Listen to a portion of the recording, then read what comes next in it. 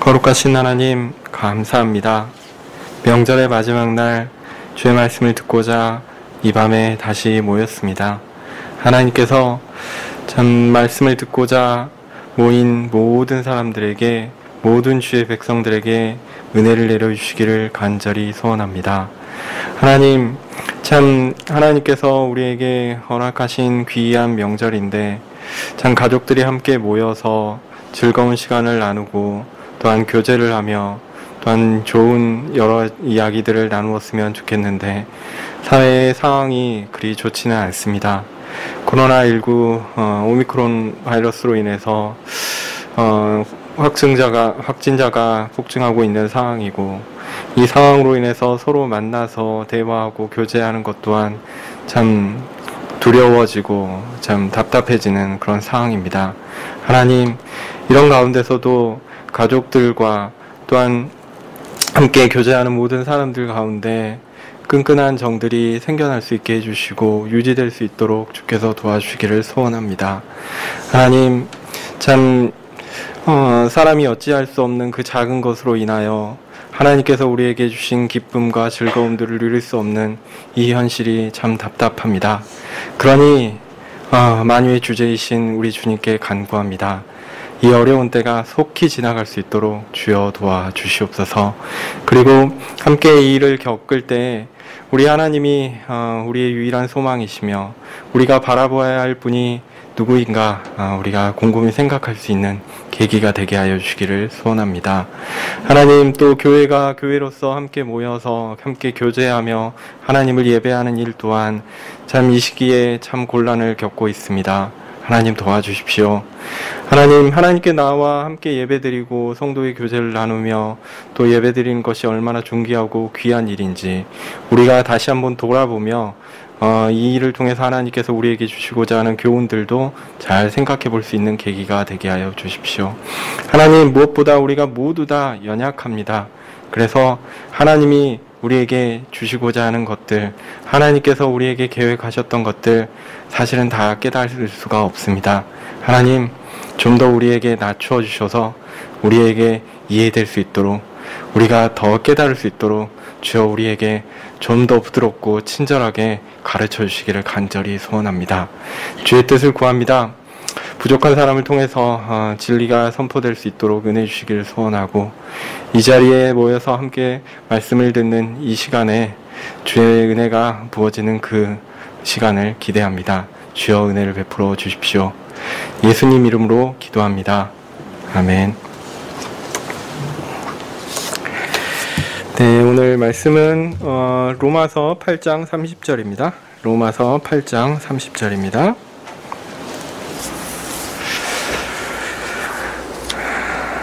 제가 읽겠습니다.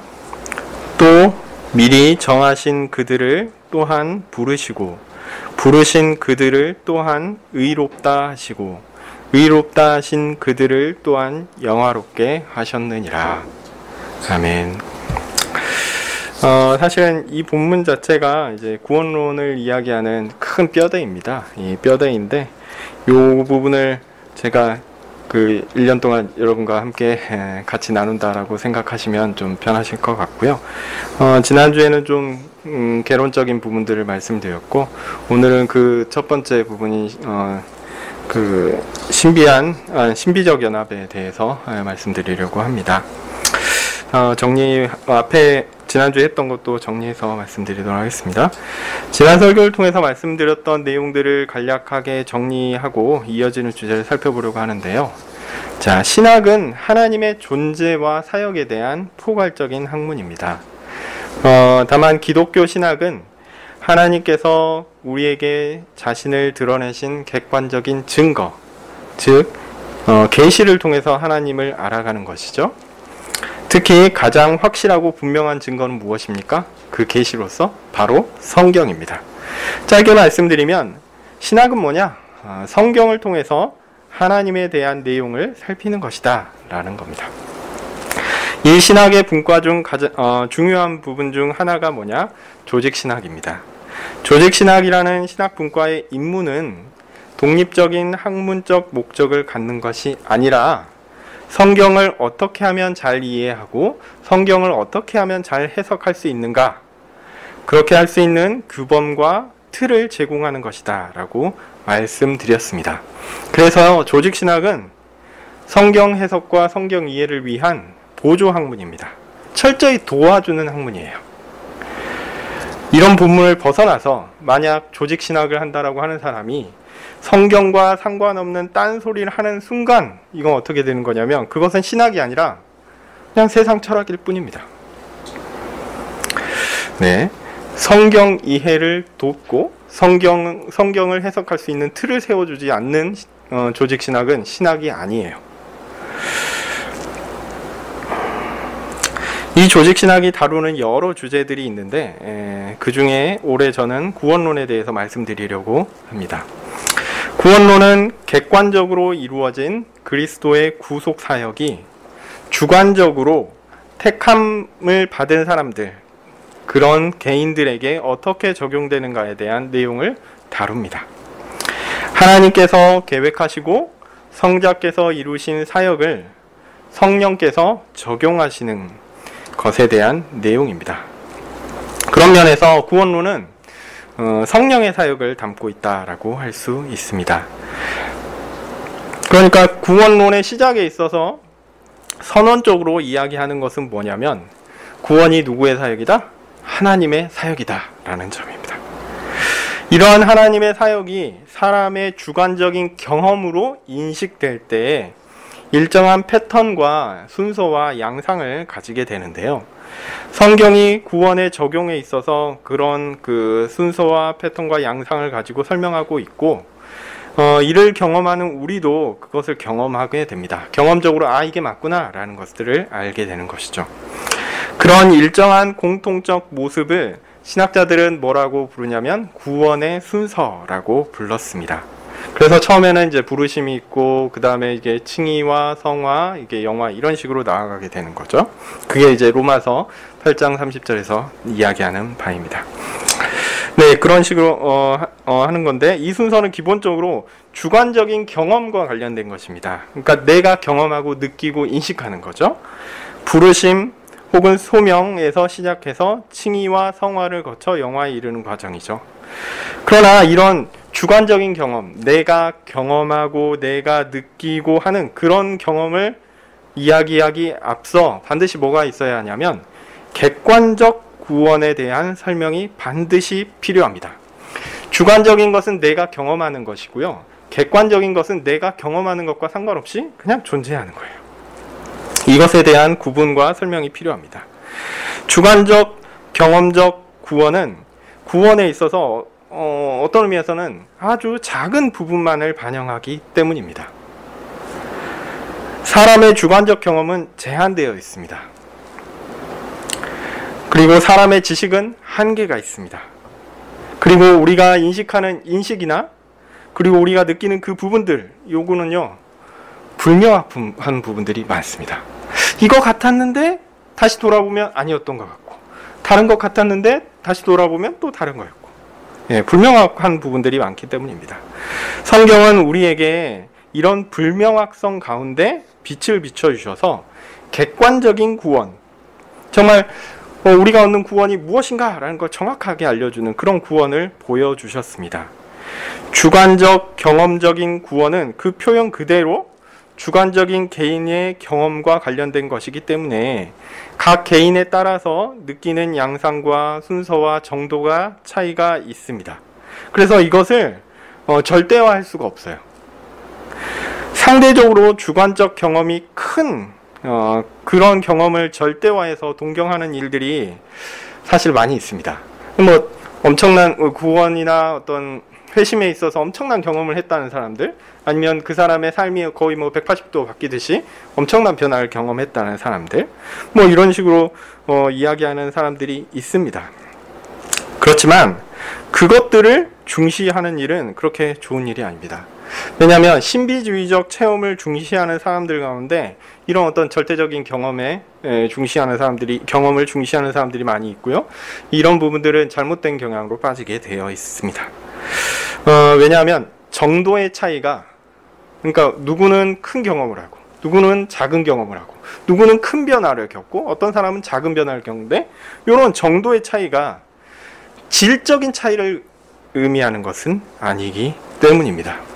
오히려 우리는 잠잠히 우리의 경험적, 주관적 구원의 표면이 아닌 그보다 훨씬 깊고 명확하며 객관적인 구원에 대하여, 구원적 측면에 대하여 생각해 볼 필요가 있습니다. 성경은 개인의 경험적, 주관적 구원에 대한 증거를 보여주는 동시에 그 근간에 있는 객관적인 구원에 대하여 설명하고 있기 때문입니다. 그것을 이해하는 것이 구원론의 핵심입니다. 그렇게 구원의 주관성과 또한 객관성의 관계를 이해될 수 있는 방식으로 설명하는 것이 구원론입니다. 그리고 그 시작은 신비적 연합입니다. 주관적 경험적 구원은 사람의 적극적인 동참을 전제로 하는 거죠. 왜냐하면 내가 느끼고 내가 경험하고 내가 뭔가를 하는 거니까요. 그러니 사실상 사람을 통해 드러나는 하나님의 사역이라고 해도 과언이 아닙니다.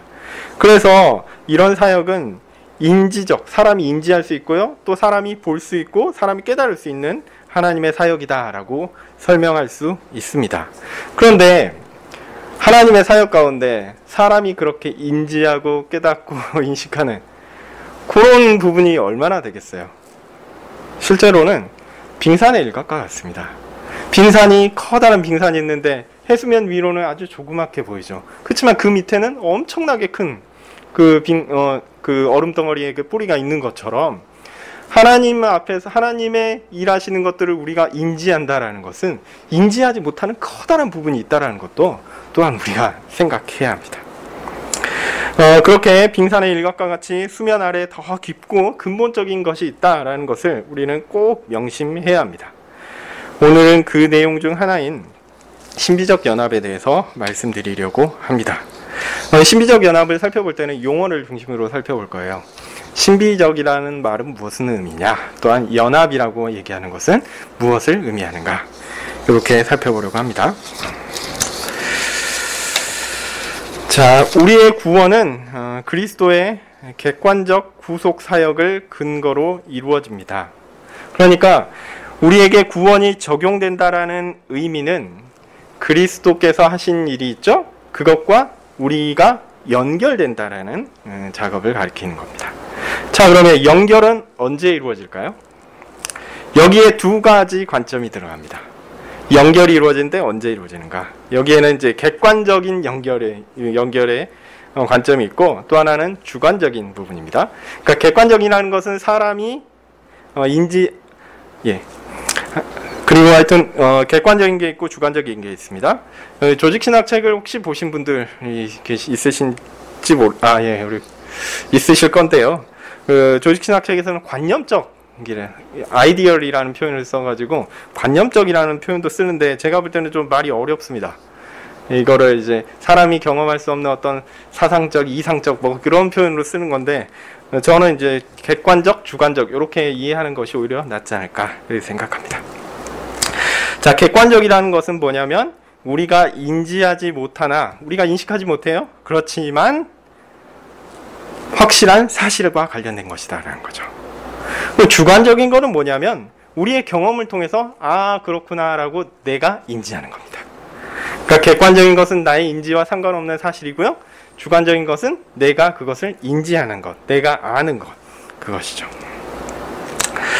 네, 중요한 것은 그리스도와 우리가 언제 연결되었는가라는 문제라고 말씀드렸죠. 객관적으로는 그리스도와 우리가 언제 연결되냐면 예정에서 이루어집니다. 하나님께서 작정 가운데 특별히 구원받을 자를 선택하시는 예정에서 그리스도와 우리는 연결됩니다. 이것을 언약적으로 설명하면 은혜 언약에서 연결된다라고 이야기합니다. 그냥 언약적으로 설명하시는 것에 좀 익숙해지시는 것도 나쁘지 않겠다 싶습니다. 어쨌든 은혜 언약에서 우리는 그리스도와 그의 택함받은 모든 성도들은 은혜 언약에서 연결이 되었다는 거죠. 사실 우리가 태어나지도 않았을 때, 우리가 우리를 알지 못하던 때 이미 우리는 하나님의 예정 가운데 그리스도와 연결되었습니다. 이 연결은 우리의 인식과 인지 혹은 심지어 우리의 동의, 예, 연결되었으면 좋겠습니다, 소망, 이런 것과도 관계가 없습니다. 이미 연결되었어요. 나도 모르게. 주관적으로 그리스도와 우리는 주관적인 연결은 또 어떤 거냐면요, 그리스도와 우리가 믿음으로 연결되게 됩니다. 우리가 예수님을 믿을 때 그때 연결되는 거죠. 사실 그때 연결된 것이라기보다는 이미 예정 가운데 연결되었던 것을 내가 그때 인지하고 깨닫는 겁니다.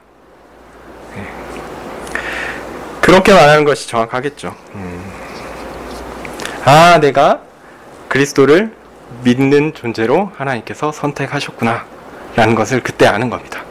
그리고 자신의 삶을 쭉 돌이켜볼 때 하나님이 이런 과정을 통해서 나로 하여금 그리스도를 알게 하시고 그리스도를 보게 하시고 믿게 하시고 구원 얻도록 하셨구나 라고 돌이켜 고백을 할 수 있는 것이죠. 이게 처음으로 내가 예수님 믿을게요 그러면서 내가 나라는 사람이 밧줄을 예수님께 탁 던져서 예수님이 딱 잡아서 그때 연결된 게 아니다라는 얘기입니다. 이미 우리 가운데 연결이 있었어요. 하나님의 영원하신 계획 가운데 연결이 있었다는 것을 내가 믿는 순간 알게 되는 것이죠. 자, 그리스도와 우리가 이렇게 연결된 것을 연합이라고 부릅니다. 그런데 이 연합을 보통 뭐라고 부르냐면 신비적 연합이다라고 부릅니다. 어렵죠? 네, 신비적 연합. 자, 신비적이라는 말을 쉽게 말씀드리면 우리는 알지 못한다, 이 말입니다. 신비로운 거는 우리가 모르는 걸 신비로운 거지, 다 아는데 이건 신비롭다고 얘기하지 않죠. 우리가 모르니까 신비롭다고 이야기하는 것입니다. 그러니까 이 연합은 우리가 알지 못하는 연합이요, 우리가 인식하지 못하는 연합이라는 말입니다. 아까 제가 구분했던 객관적 관점에서 볼 때 요게 성립되는 것입니다. 신비적이라는 말을 달리 또 표현하면요, 우리는 알지 못했습니다. 그런데 누구나 아십니까? 하나님은 아시는 거예요. 그러니까 이 신비적 연합의 주체는 누구입니까? 우리입니까? 아니요. 사람이 아니라 하나님이십니다. 사람이 인식하거나 판단하지 못하는 일을 하나님께서 하나님의 의도로 하셨다라는 겁니다. 그러니까 하나님께서 나라는 사람을 그리스도에게 탁 연결해 주셨다라는 거예요. 내가 연결한 게 아니라는 겁니다. 그러므로 구원이 신비적 연합에 근거한다라고 말하는 순간 우리의 구원에 사람의 공로나 사람의 역할이 있다라는 주장은 모순인 겁니다. 이 이야기는 나중에 이 부분이 오해될 수 있기 때문에 나중에 또 설명드릴 겁니다. 오늘. 왜냐하면 이 부분이 어렵거든요. 네. 성경은 분명하게 우리의 구원이 사람에게 달려있지 않고 하나님에 의한 것이다 라고 가르칩니다. 자, 요한복음 8장에 우리 매일 성경 하고 계시니까 읽어보셨으리라 생각합니다. 요한복음 8장에서 예수님과 유대인들의 논쟁에서 유대인들은 예수님의 교훈의 근원에 대하여 묻습니다. 그러면서 당신이 우리 조상 아브라함보다 더 큰 사람이냐, 더 위대한 사람이냐 라고 묻죠. 그들에게 예수님은 아브라함이 예수님의 때를 보기를 바랬다라고 하시면서 예수님 자신이 아브라함보다 먼저 있다라고 말씀하셨습니다. 이 말씀은 단지 예수님의 존재적인 선제, 먼저 계셨다라는 그것을 가리키는 것을 넘어서 아브라함으로 대표되는 구원을 이루시는 하나님의 사역의 역사적인 실현을 예수님께서 하신다라는 말씀입니다. 이를 통해서 구원의 사역 이전에, 그러니까 예수님의 구원 사역 이전에 존재하던 하나님의 계획과 그 계획이 확실하다는 것을 또한 말씀하기도 합니다. 그러니까 사람은 시공간 안에 제한된 존재잖아요. 그래서 우리는 인과관계를 따질 때 항상 시간적 선우에 따라서 인과관계를 따지고 생각합니다. 하지만 하나님은 그것을 모두 다 초월하신 분이시죠. 그래서 이미 그분이 계획하셨다라는 것은 이미 존재한 것이다, 이미 이루어진 것이나 이런 다름이 없습니다. 다만 사람이 그 하나님의 계획을 시공간 안에서 이루어지기를 기대하는 것이죠. 아브라함도 그런 제한된 존재로서 시공간 안에서 행하시는 하나님의 구원 사역을 그런 방식을 가지고 기대하고 있었다는 겁니다. 왜냐하면 하나님은 모든 일을 시간을 초월하여 공간을 초월하여 행하시는 분이신데 아브라함에게 약속하셨던 그것이 이루어질 것이다 라는 것을 보고 있고 기대하고 예수님의 때에 이루어질 것을 기대하고 있었다는 거죠. 그리고 바로 지금 예수님께서 성육신 하시고 구원의 사역을 구체적으로 이루시는 것입니다. 하여튼 구원의 주관적 경험적 실현에 앞서 중요한 것은 아브라함이 바라보았던 기대하였던 하나님의 구원 계획이라는 겁니다. 내가 원하는 어떤 것이 지금 이루어지고 있느냐 그게 중요한 게 아니라요. 그 모든 것들을 계획하시고 그 모든 것들을 이루시겠다 약속하신 하나님이 중요하시다라는 겁니다. 그 계획에서 이미 구원받은 사람과 예수님의 관계는 분명하게 연결되었습니다. 우리는 역사적인 사건을 통해서 그 연결된 그 구원이 실현되는 것 그리고 드러나는 것을 발견하게 되는 것이죠. 주관적인 관점은 사실상 이제 구원의 순서에 따라서 이제 부르심과 또 이제 칭의와 성화와 뭐 이런 것을 통해서 살펴야 되는 것이니까 이제 연합의 실질적인 성격에 대해서 이게 더 말씀드리면서 좀 더 말씀드리겠습니다.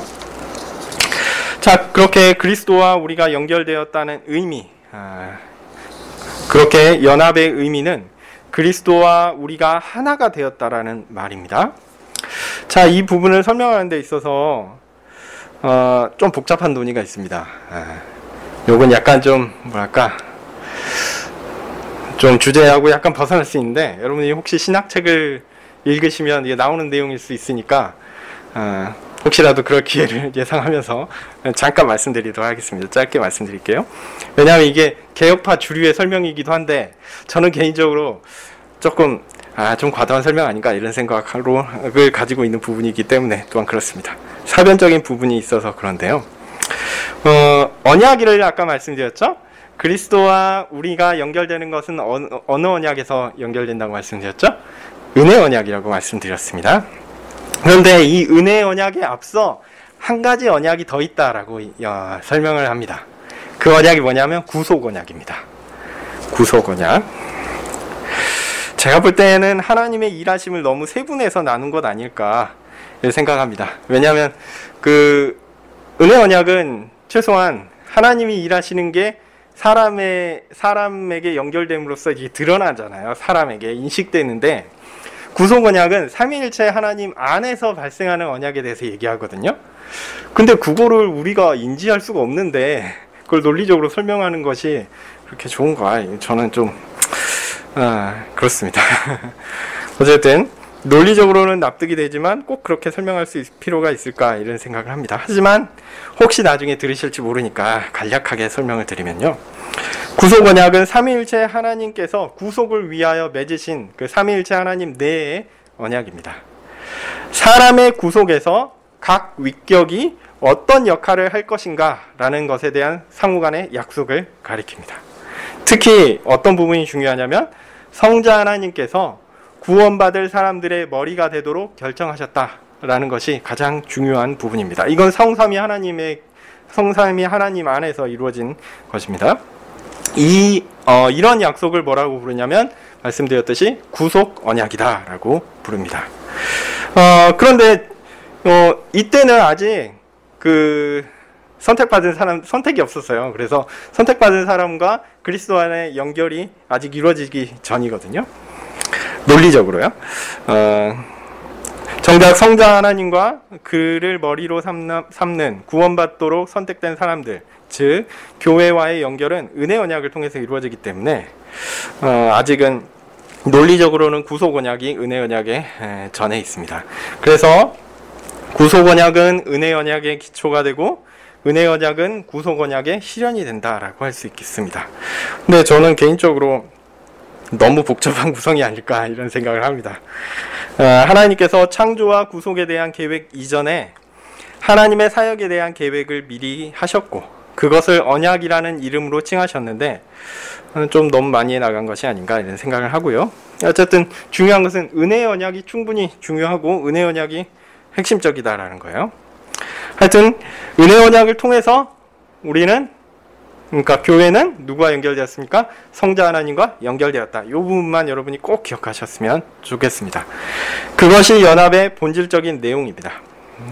그리스도와 우리가 연결되었다라는 거죠.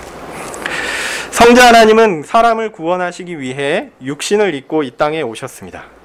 고난을 받으시고 십자가에 죽으시고 부활하사 승천하시고 하나님 보좌 우편에 계시다가 정한 때에 재림하셔서 심판하시고 자기 백성과 영원한 나라에서 영원한 생명을 누리며 다스리실 것입니다. 자, 이제 본론으로 들어가겠습니다. 그 언약은 뭐냐? 은혜 언약을 통해 이루어진 연합은 그냥 말로 연결되었다 라는 말로 끝나는 것이 아니라요, 우리에게 아주 실제적인 의미가 있습니다.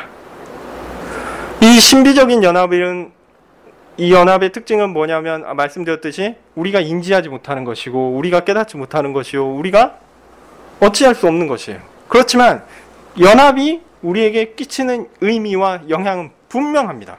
그리고 실제적입니다. 비록 우리가 인지하지 못하고 어떤 의미에서 우리의 어떤 것과 상관없이 하나님의 주도로 결합된 연합을 우리가 인식하지 못한다 할지라도 이 연합에는 우리의 이해를 뛰어넘는 그리고 확실한 실제적인 의미가 있습니다. 의로우신 그리스도와 죄인인 우리가 연합되었다는 것은 첫 번째, 우리의 죄가 그리스도께 옮겨지고 그리스도의 의가 우리에게 옮겨지는 것을 의미합니다. 그리스도께서 십자가로 죄값을 치르시고 부활로 승리를 선포하신 것은 그리스도 자신이 아니라 우리를 위하여 우리 대신 행하신 위대한 구속 사건입니다. 이는 그리스도의 수동적 순종과 관련된 것입니다.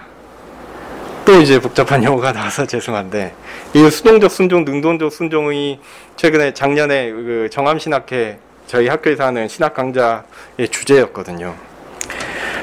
굳이 이런 걸 알 필요가 있을까 생각하는데, 우리 교단에 아주 중요하신 그 목회자와 신학자를 아주 큰 교단에서 2단으로 다루려고 하는 시도가 있어가지고 저도 막 화가 나는데, 하여튼 뭐 어려운 건 아니니까 제가 설명드리겠습니다. 그리스도의 순종, 그리스도께서 순종하셨다라는 것을 두 가지로 나눕니다. 첫 번째는 수동적 순종이고요, 두 번째는 능동적 순종입니다. 이게 용어가 어렵지 생각해보면 그렇게 어려운 건 아닙니다. 그러니까 걱정하지 마시고요. 우리가 죄 용서와 관련된 순종은 뭐냐? 수동적 순종이라고 부릅니다. 다시 한번요. 죄 용서와 관련된 것은 무슨 순종이라고요? 수동적 순종이다라고 할 수 있어요. 이게 왜 그럴까 좀 생각해 보시면 별로 어렵지 않습니다. 우리가 저지른 죄 때문에 예수님께서 어쩔 수 없이 죽음의 형벌을 감당하셨어야 되잖아요. 그러니까 예수님이 적극적으로 하려는 게 아니라 누구 때문에? 우리 때문에 어쩔 수 없이 순종을 하신 거예요. 죄 용서를 해야 되니까. 예수님은 죄가 없으신 분인데 이런 순종이 필요 없는 거죠. 죄 용서를 하실 필요가 없는데 죄 용서를 위해서 십자가의 고난을 받으신 그 순종, 그거를 무슨 순종? 수동적 순종이라고 하고 죄 용서와 관련됩니다.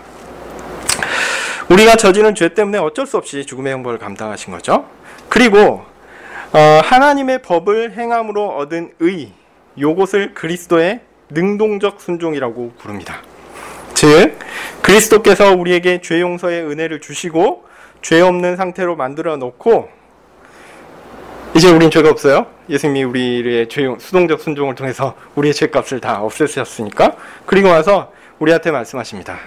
자, 이제 앞으로 죄 짓지 말고 선하게 착하게 잘 살아 라고 그냥 가셨어요.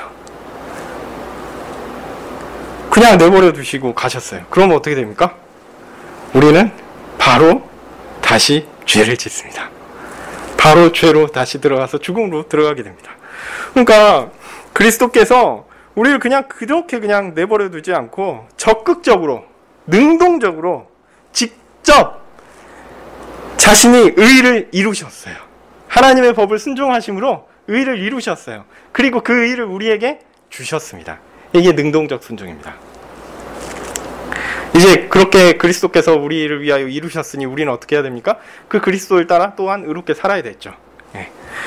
거기까지 나아가야 되는데요. 어쨌든 우리가 그리스도의 능동적 순종과 수동적 순종을 이 부분에서 좀 구분하실 때 좀 유익이 있으셨으면 좋겠고요. 그래서 하나님의 법을 온전히 순종하심으로 이에 마땅한 영원한 생명을 의로 얻으시고 그것을 자기 백성, 즉 교회, 우리에게 주셨습니다. 이렇게 그리스도께서는 우리의 죄를 가져가시고 그리고 우리는 그리스도의 의를 얻었습니다. 그래서 이게 좀 등가의 교환은 아닌데 등가의 교환은 아니죠. 우리는 나쁜 거 다 주고 예수님은 좋은 거 다 우리에게 주시고 예, 그래서 좀 어색한 교환이긴 하지만 어쨌든 우리에게는 저쪽으로 좋은 겁니다. 뭐 생각해 보십시오. 하나님이신데 뭐 우리에게 뭘 좋은 걸 받으셔서 좋을 게 있습니까? 하나님께서 적극적인 선의로 우리에게 주신 거예요. 예, 마치 아주 어린 자녀들이 엄마 이거 줘 그러면서 자기 주머니에 있는 쓰레기 하나 주는 거와 비슷합니다. 예. 우리가 마치 그런 것처럼 우리에게 있는 온갖 더러운 것들이 다 예수님께 갔고 예수님께 있는 가장 좋은 것들이 우리에게 왔습니다. 예. 루터는 그리스도와 우리 사이에 이러한 죄와 의의 교환을 즐거운 교환이라고 부르기도 했습니다. 물론 우리 편에서 즐거운 교환이죠. 예. 이러한 죄와 의의 교환은 은혜 언약을 통해서 그리스도와 교회가 연합될 때 발생하는 실제적인 사건입니다. 언제 발생했다고요? 은혜 언약 때 이미 발생한 사건이라고요. 다만 우리가 시간 가운데 살고 있기 때문에 시간에 따라서 나누어 설명할 필요가 있는데 우선 은혜 언약이 존재하는 하나님의 작정과 예정의 때에 이 연합은 계획되었고요. 완성되었습니다. 하나님이 그렇게 하신다고 하셨으면 이미 된 거예요. 이어서 이 연합의 구체적인 근거가 될 수 있는 객관적인 그리스도의 죽으심과 순종은 그리스도께서 성육신하시고 죽으신 그 시기 지금 2022년이니까 약 2000년 전에 2020년 전에 1900년도 몇 년 전에 제가 산수가 안 되는데 어쨌든 그때 역사적으로 실현되었습니다. 이게 중요합니다. 하나님의 계획은 이미 하나님의 작정 가운데 예정 가운데 완전히 실현되고 완성된 것이에요. 그렇지만 우리에게 있어서 우리가 경험함에 있어서는 시간에 따라서 이게 실현되는 겁니다. 그리고 그 연합의 구체적인 인식, 내가 인식하는 거죠. 구원받은 내가 인식하는 것은 우리가 그리스도를 믿을 때 그 연합이 인식됩니다. 자, 하나님이 계획하신 영원하신 계획 가운데는 이미 이루어진 것이죠. 그렇지만 그 근거가 되는 것은 우리에게 역사적으로 보여주시기 위해서 예수님께서 한 시간에 오시고 그 시간 내에서 어떤 사역을 통해서 완전한 객관적인 사역이 완성되었죠. 그리고 그것들이 구체적으로 우리에게 경험되는 것은 뭘 통해서요? 믿음을 통해서 이루어진다라는 겁니다. 연합은 하나님의 계획 가운데 있는 것이니 너무나 분명하고 명확한데 역사적 실현은 그리스도의 성육신한 그 시기에 그리고 경험적 실현은 우리가 믿는 그 시기에 이루어진 것입니다. 이걸 좀 구분해서 이게 보시면 좀 이해가 편하실 것 같아요. 자, 이제 그렇게 이 연합이 우리에게 어떤 의미를 가지는가? 첫 번째는 그리스도와 우리가 연합됨으로써 그리스도가 가지신 우리의 죄는 그리스도께 가고 그리스도의 의는 우리에게 오는 교환이 있었다라는 것, 그 의미에 대해서 말씀드렸고요. 이제 연합의 실제적인 두 번째 의미에 대해서 말씀드립니다. 그리스도와 우리는 이제 하나가 되었습니다. 그리고 분리되지 않습니다. 하나님의 예정 가운데 이미 존재하는 연합은 구원의 과정에서 우리에게 주관적으로 경험됩니다. 제가 시기를 나누어 설명을 드렸는데요. 이 연합은 사실은 역사적 실현에 근거를 두지 않습니다. 오히려 그 훨씬 이전, 우리가 생각할 수 없는 그 시기, 하나님의 작정과 예정이 그 기초가 되는 것이죠. 그러므로 하나님의 일하심이 역사적으로 시 공간에서 성취되는 것일 뿐 우리의 주관적인 경험은 결코 하나님의 절대적인 계획과 하나님의 일하심에 방해가 될 수 없습니다. 그것을 우리의 주관적 경험이 그것을 바꿀 수 없습니다. 그래서 우리의 주관적 믿음을 통해서 우리는 그리스도와 우리가 이미 하나로 연합되었다라는 것을 확인하는 것입니다. 이 연합은 우리로 말미암은 것이 아닙니다. 자, 그러면 이 연합을 주도하신 분이 누구라고요? 하나님이시라면 이 연합은 깨질 수 있을까요? 분리될 수 있을까요? 불가능합니다. 이미 예정 가운데 하나였는데 단지 그것을 확인할 뿐인데 우리가 살다가 보니 어떻게 어려워서 더 이상 예수님과 함께 할 수 없습니다 알고 예수님 안녕 그렇게 떠날 수 있을까요? 없어요. 불가능합니다.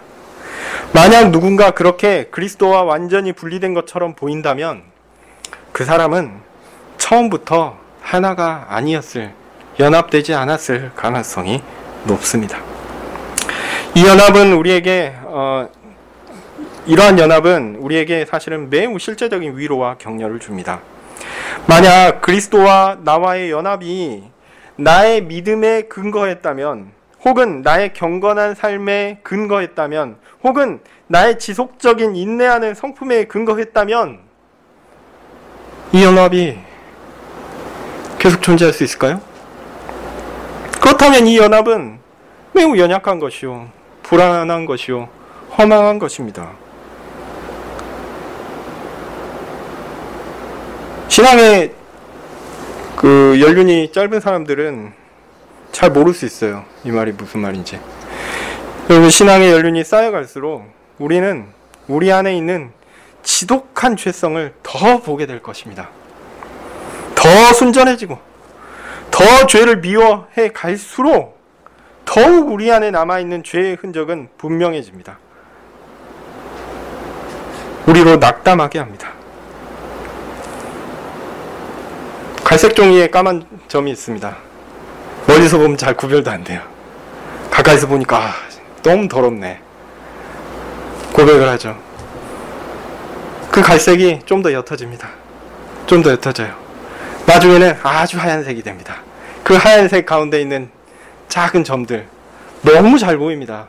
예전에 우리가 신앙의 연륜이 짧고 우리가 너무 죄 가운데 살 때는 죄가 뭔지도 몰랐는데 이제는 하나님 앞에서 좀 더 순전해지고 좀 더 하나님 앞에서 더 깨끗해져 보니까 내 안에 있는 죄가 너무 잘 보이게 되는 거예요.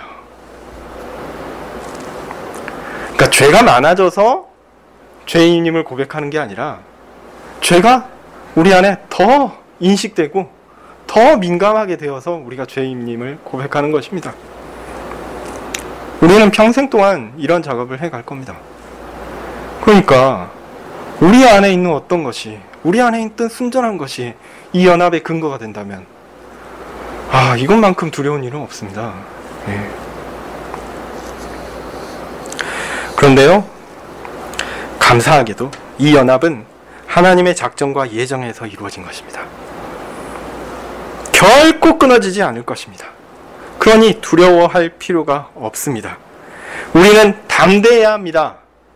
물론 죄가 드러나면 부끄럽지요. 부끄러워해야죠 또. 아니, 그래서 예수님 믿는 거 아닙니까?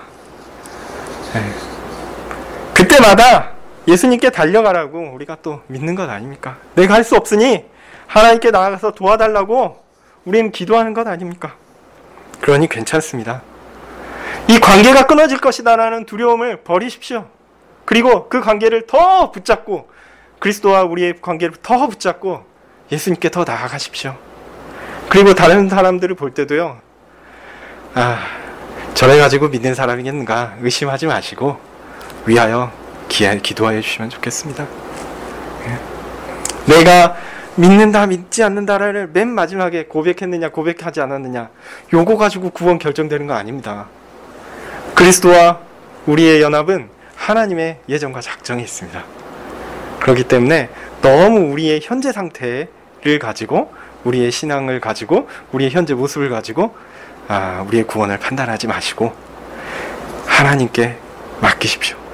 그분을 믿고 의지하시면 됩니다. 네, 연합이 가진 세 번째 실제적인 의미를 말씀드리려고 합니다. 자, 이 연합은 우리의 삶에서 아주 역동적인 선의 추구를 만들어냅니다. 앞서 연합이 사람의 의지나 계획이나 하여튼 사람의 주관적이며 적극적인 개입이 존재할 수 없는 하나님의 작정과 예정에 근거했다라고 말씀드렸습니다. 보통 이런 얘기를 하면 어떤 얘기가 탁 튀어나오냐면 그럼 사람은 도대체 뭐냐? 기계냐? 연합이라는 것이 객관적인 실현이니까 사람은 아무것도 할 것이 없이 그럼 사람의 자발성은 어디 있느냐? 자발성에 심각한 문제를 만드는 것 아니냐? 이렇게 생각하시는 분들이 있습니다. 사실 설명되기가 어려운 부분들이 있어요. 실제로 구원론적인 이단의 대부분이 이런 입장 때문에 개혁파의 예정론과 또한 이 심리적 연합에 대한 견해를 비판합니다. 그런데요, 이런 견해는요 잘못입니다. 이들의 잘못은 어디에 있냐면 하나님의 사역과 사람의 사역의 본질적인 차이를 인식하지 못하는 것 때문에 나옵니다. 즉 신론과 인간론에 대한 잘못된 이해 때문에 발생한 것입니다. 하나님이 다 하시면 사람에게는 남는 영역이 없고 반대로 사람에게 독립적으로 결정할 어떤 영역이 반드시 있어야 하니 하나님은 사람의 일에 어느 정도 배경과 같이 개입하실 수는 있지만 모든 것을 임의로 사람을 마음대로 어떻게 하실 수는 없다라고 이 사람들은 생각합니다. 하나님이 다 하신다 그러면 나는 뭡니까? 이렇게 얘기하는 거예요. 이런 견해는 하나님과 사람이 같은 층에서 서로 경쟁하며 일한다라는 것을 전제로 합니다. 이것 자체가 잘못입니다. 이 얘기는 제가 지난주에도 말씀드린 적이 있습니다. 지난번에도 말씀드린 적이 있는데요. 요거는 여러 번 말씀드려도 괜찮을 것 같습니다. 요건 이해가 굉장히 중요한데요. 하나님은 만물의 창조자요, 주관자요, 주권자이십니다. 만물의 존재 목적은 누구를 향합니까? 하나님을 향합니다. 그 만물에는 당연히 누구도 포함되어 있죠? 사람도 포함되어 있습니다. 그런데 그런 존귀하신 하나님을 위한 목적, 그 목적을 위하여 창조된 사람이 하나님 앞에서 자신의 독립적인 가치를 주장한다는 것은 논리적으로 말이 안 됩니다. 하나님은 기본적으로 사람이 이해할 수 없는 신비로운 방식으로 일하세요. 아까 제가 말씀드렸듯이 구원에 있어서도 빙산의 일각처럼 우리가 인식되는 부분이 아주 조금 있고 그 밑에 하나님이 우리 가운데 행하시는 놀라운, 우리가 인지하지 못하는 놀라운 비밀들이 많이 있다고 말씀드렸죠. 마치 그런 것과 똑같습니다. 하나님이 어떤 일을 하시면요, 신비로운 방식이라서 우리가 그 하나님의 일의 시작과 끝을, 그 중간을 알 수가 없어요. 그런데 그 과정 가운데 사람은 항상 매우 자발적이며 적극적이며 주도적으로 행하고 있습니다. 그런 자유가 억압된 것은 당연히 피해야겠죠. 그런데요, 하나님의 전능하신 사역 방식은 사람의 자발성과 적극성과 주도성을 결코 방해하지 않습니다. 그러니까 하나님이 다 하신다고 하면 우리는 뭐 할 게 뭐 있냐 이렇게 얘기하는 사람들은요, 하나님이 일하시는 것들을 다 자기가 파악할 수 있고 그 수준 안에서 자신이 어떤 위치에 있다라는 것을 주장한다라고 생각하는 건데 이건 오해예요. 그리고 하나님이 다 하신다라고 하면 사람이 옴짝달짝 못하면서 아무것도 못한다고 생각하는데 그것도 오해입니다. 왜냐? 그 사람들도 매우 자발적이고 매우 능동적이고 매우 주도적으로 지금 현재의 삶을 살아가고 있고 자신들의 주장을 펼치고 있거든요. 하나님이 그들을 억제하지 않아요. 그들이 비록 죄를 짓는다 할지라도. 사람은요, 매우 자발적이며 적극적이며 주도적입니다. 그런 자유가 억압되는 것, 요건 피해야겠다라고 말씀드렸죠. 그러나 하나님의 전능하신 사역 방식은 요거를 방해하지 않는다라는 거죠. 요걸 오해하시면 안 됩니다. 실제로 우리가 행하는 모든 일을 생각해 보시면 압니다. 하나님께서 우리의 의지에 반해서 어떤 결정을 하시고 그것으로 우리를 강제로 하게 하신 적 있습니까? 모르겠어요. 뭐 이제 각자 경험의 영역이니까. 근데 저는 개인적으로 다 제가 원해서 죄도 짓고 제가 원해서 또 뭐 이런 일도 하고 저런 일도 했지, 하나님이 그냥 제 의지하고 상관없이 제 원함과 상관없이 질질 끌고 가서 그렇게 한 적은 없죠. 하나님이 이런 일을 통해서 나를 이렇게 인도하셨다라고 이야기할 수 있을지언정 그 현장에서 결정하는 사람은 누구였냐면 저였어요. 사람은요, 강제로 뭔가를 하지 않습니다. 하나님께서 일반적으로 일하시는 방식은 사람의 인지적 수준을 넘어서 우리가 깨닫지 못하게, 알지 못하게 일하십니다. 하나님의 사역은 신비롭고 은밀해서 보통은 우리가 알 수가 없어요. 하나님을 우리와 같은 수준으로 끌어내지 마십시오. 마치 하나님을 자기 수준에서 생각해서 하나님의 일하는 것들을 다 조정하겠다라고 얘기하는 사람들, 다 파악하겠다라고 얘기하는 사람들은 하나님에 대한 생각이 잘못된 겁니다. 네, 그런 의미에서 연합은요, 사람을 결코 수동적으로 만들지 않습니다. 하나님이 주도적으로 했다라는 것이 사람을 수동적이고 사람을 뭐 이렇게 아무것도 못하게끔 막 옴짝달싹 못하게끔 만들지 않습니다. 무기력하게 만들지 않습니다.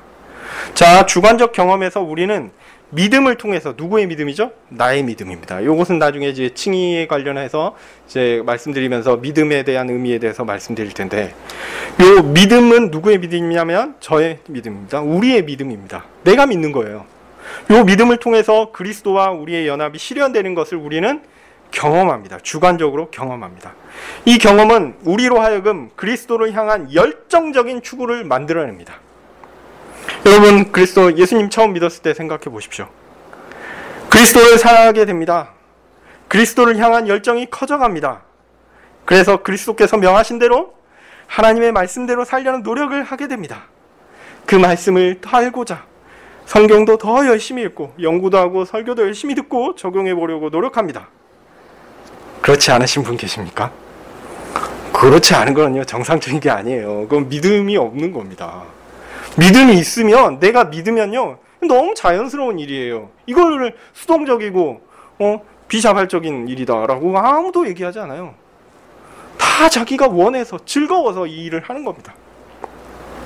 그렇게 우리가 믿음을 통해서 그리스도와 우리의 연합이 확인되는 순간 이러한 그리스도를 향한 열정이 커져간다는 거 꼭 기억하셨으면 좋겠습니다.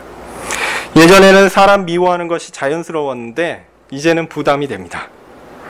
아니, 미워하면 안 될 것 같아서 어떨 때는요, 미칠 것 같아요. 저 사람을 보면 미움이 막 쏟아져 나오는 걸 보고, 이거 예수님 믿는 사람이 이래도 되는가, 정말 힘들다. 예전에는 그냥 미워하면 되니까 괜찮은데 이제는 미워하는 마음이 생기니까 너무 막 답답하고 힘이 듭니다.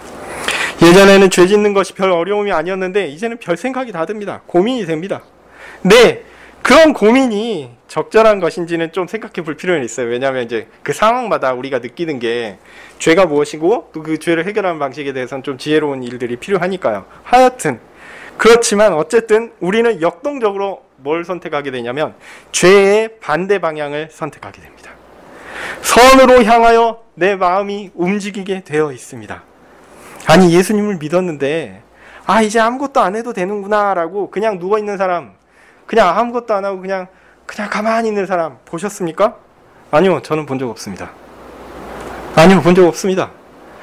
그리스도를 믿는 사람은요, 마음에 열정적인 그리스도를 향한 추구가 생겨납니다. 그게 자연스러운 겁니다. 이 사람에게 있는 것은요, 자발적인 것이고요, 이 사람에게 있는 것은 능동적인 것이고 주도적인 것입니다. 자기가 하고 싶어요. 결코 강제로 끌려오는 게 아닙니다. 이게 우리의 경험적인 사실입니다. 아마 우리 성도님들도 다 그런 경험을 하셨으리라 믿습니다.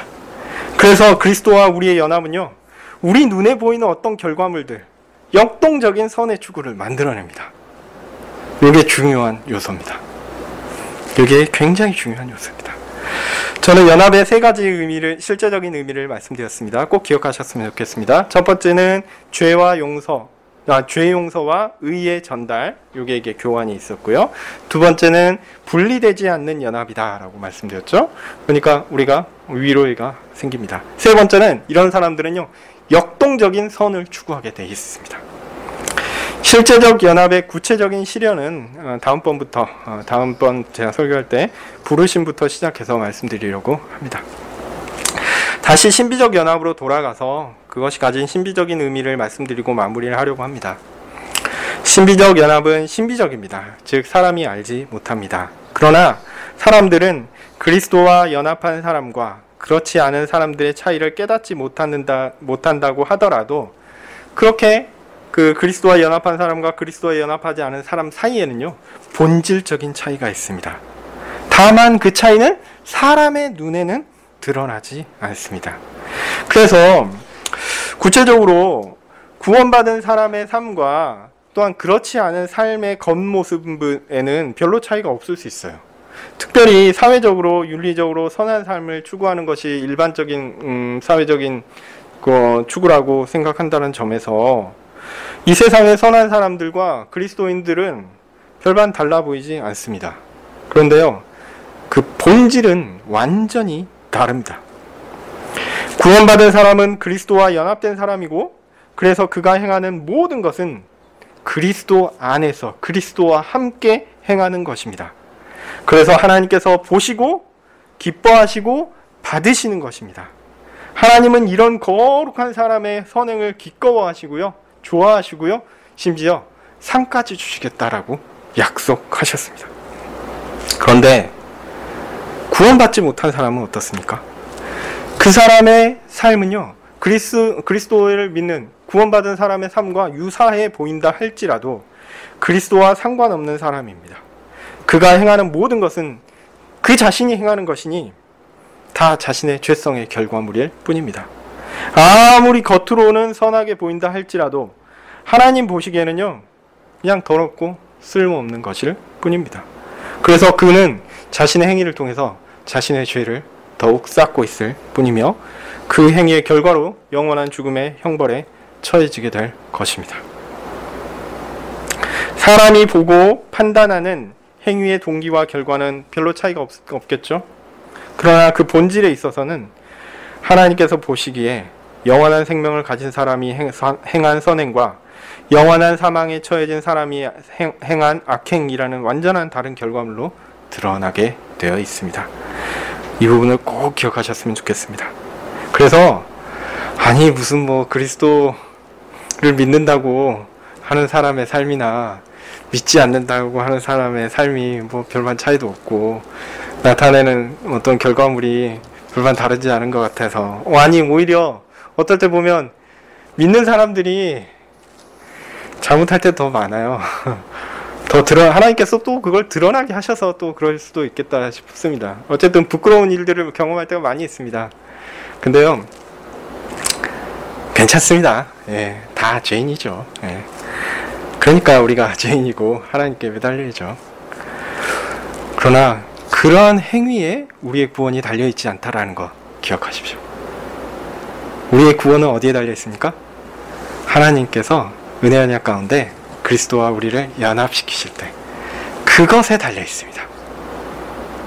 그것이 사람의 눈에는 잘 보이지 않고 신비한 것이라서 우리는 잘 알 수 없는데요, 우리에게 분명하게 유효한 실제적인 효과, 의미를 가지고 있다는 것을 꼭 기억하셨으면 좋겠습니다. 기도하겠습니다. 거룩하신 하나님, 주의 은혜를 구합니다. 하나님께서 우리에게 행하시는 일들을 우리에게 깨닫게 해주십시오. 우리가 부족해서, 죄인이라서 하나님이 행하시는 일들을 잘 알지 못하고 보지 못합니다. 그러나 우리의 눈을 띄워주셔서 주께서 우리 가운데 행하시는 놀라운 은혜의 일들, 신비한 일들, 그 일들을 볼 수 있도록 도와주길 소원합니다. 그래서 우리가 매 순간 더욱더 하나님을 의지하며 더욱더 하나님께 나아가며 더욱더 하나님의 도우심을 구하는 하루하루의 삶을 살 수 있게 도와주십시오. 우리의 모든 것이 우리에게 기인하지 않고 영원하신 하나님의 그런 작정과 예정에 기인하는 것임을 믿고 의지하며 위로를 얻는 모든 성도들 되게 해주십시오.